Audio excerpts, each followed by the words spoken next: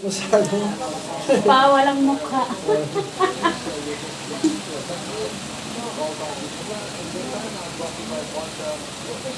Nag-service ka kanina. Marami din ako customer, kaya. Ay, huwag mo ipatigas yung paa mo. Masakit. Parang, Masakit talaga to. Oh. ayun o.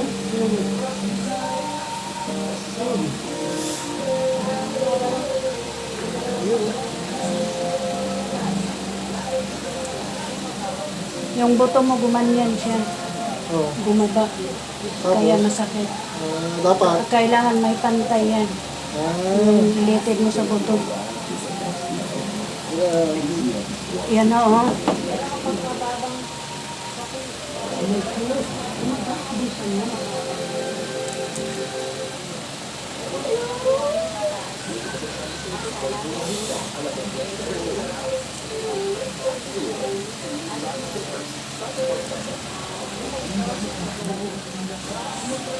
Ano kayo, nangungupaan kayo doon sa likod nila, Marcel?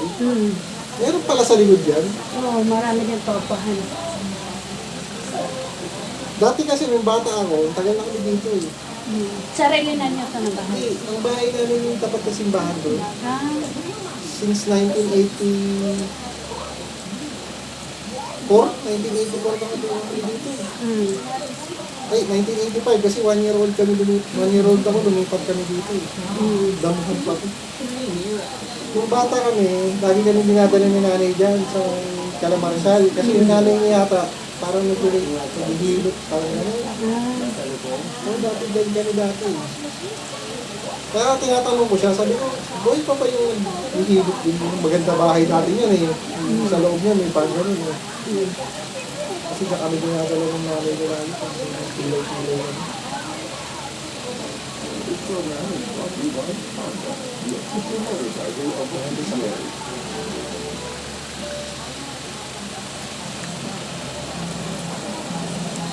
Mas maganda na hihilot ka agad lahat ng mga fracture, mga dislocate.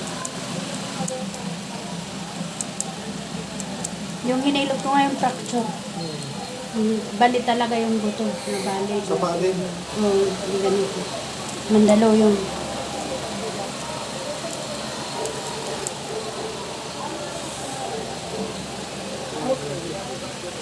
Ito na ano siya, na-dislocate yung buto niya. Gumanong kasi yan eh.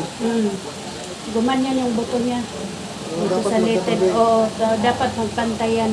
Tapos ngayon, yung ano niya, yung kaya ito masakit. Kung ugat lang yan, hindi magaganyan siya na. Masakit talaga sa akin ito. Ito, yan.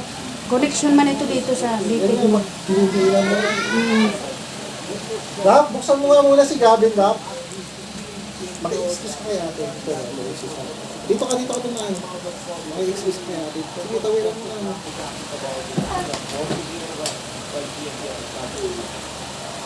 Ano tagal mo nga dito? Yan ang buwan niya.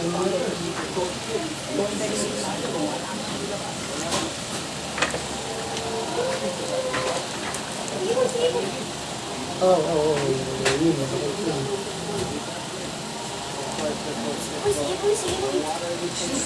Dito.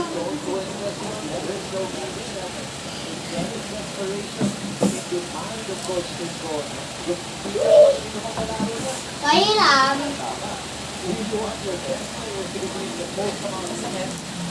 Sakit, yun.